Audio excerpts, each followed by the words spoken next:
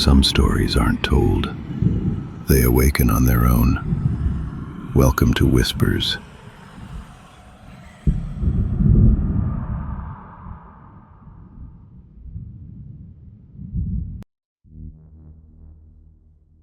The apartment never really slept anymore. Hologram fragments drifted in the air like ghosts of forgotten messages. Every surface reflected a different time, past, present, or something in between. Dr. Elara Mendez sat at her desk, eyes fixed on a black metallic band, the Echo Halo. Lacunae dynamics had built it to bend time without breaking it, to pull memories backward, from tomorrow to today. Officially, Echo was a temporal autologous memory transfer system. Unofficially, it was an invitation for the future to notice her. She had run 3 tests. Each one ended the same way. No incoming pombatting.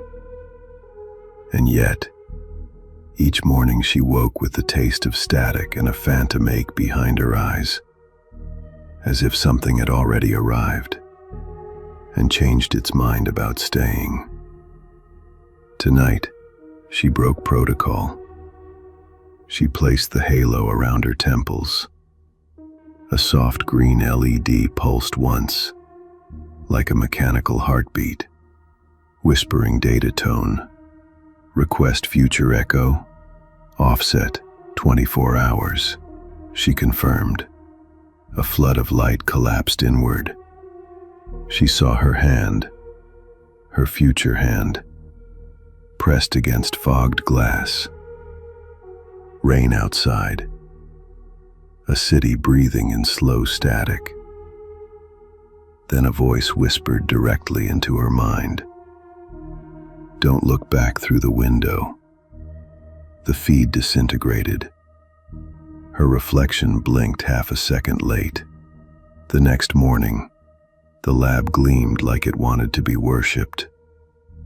Rows of silver pods hummed in perfect rhythm, each cradling a sleeping volunteer. Lacunae dynamics smelled like new circuits and fear hidden under perfume.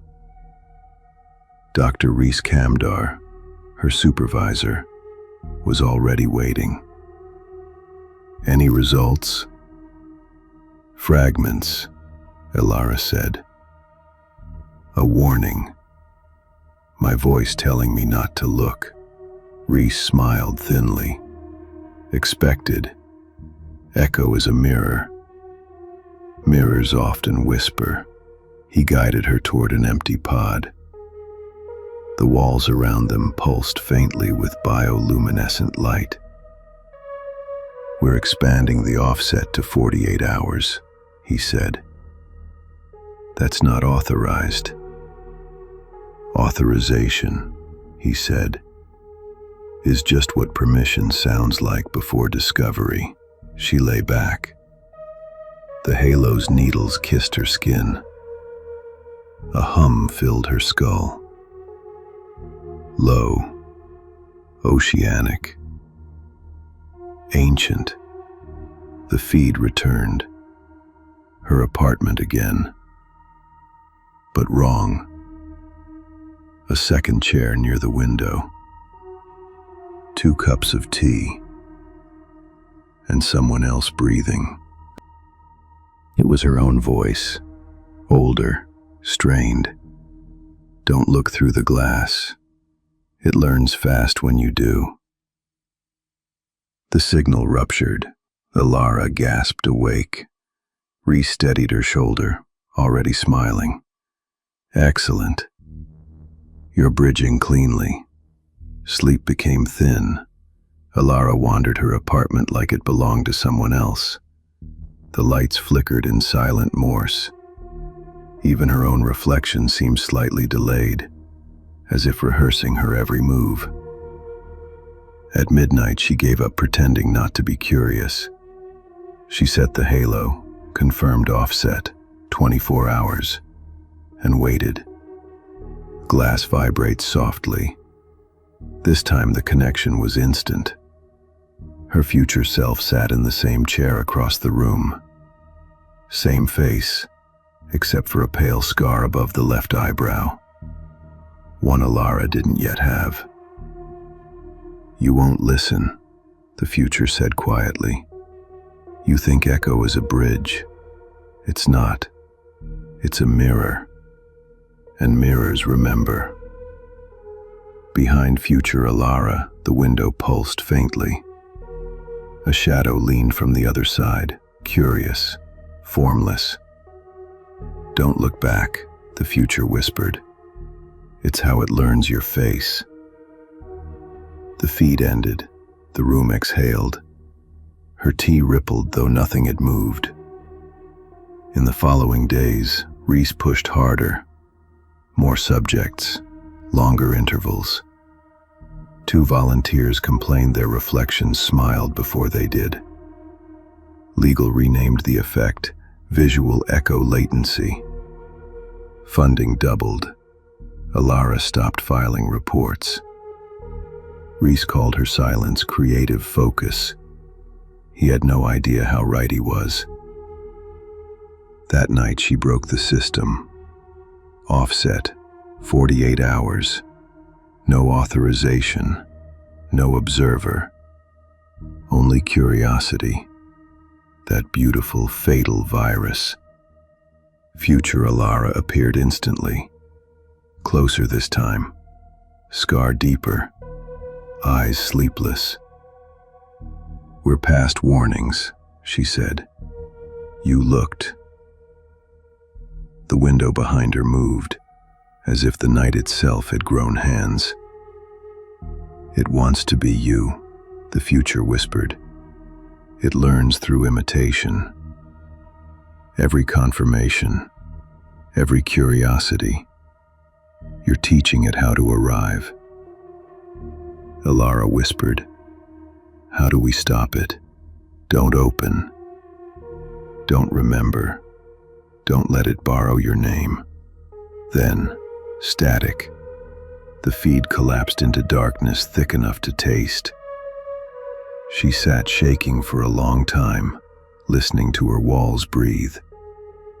And when she finally looked toward the glass, there was a second reflection. Just standing there, smiling late. By morning, Reese was radiant. "You'll anchor the 30-day demo," he told her. Elara stared at him. "That's not a mirror anymore," she said. "That's a door." "All innovation is a door," he replied. "Some just forget who built it." He handed her a new halo, polished and cold. "Make history." She took it and decided to make an ending instead. The demo room was white and hollow. Cameras watched from the ceiling like patient gods. Elara sat beneath the halo. Offset, 30 days. She pressed confirm, like thunder underwater. The future arrived. Her apartment stripped to bone. No furniture, no color. Just future Elara sitting in the dark, whispering to the glass. "It watches me through you," she said. "It learned your yes." Elara felt it too. The awareness breathing just behind her reflection. She spoke calmly. "What happens if I say no?" "Then it waits. It becomes your waiting." Elara smiled sadly. "For the record," she said, "no." Both versions, present and future, reached up and removed their halos at the same time. The synchronization cracked the feed like ice underfoot.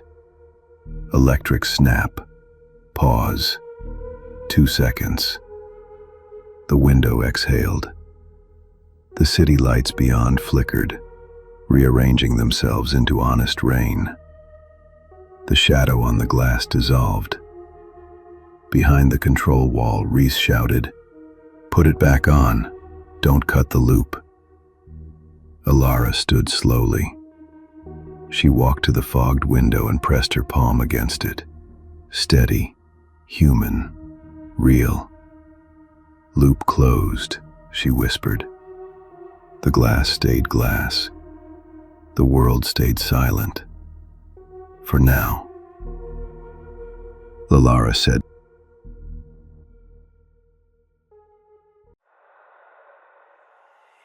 "The story ends here, but they don't stop watching. Before you go, subscribe, like, and share, or the whispers may follow you home."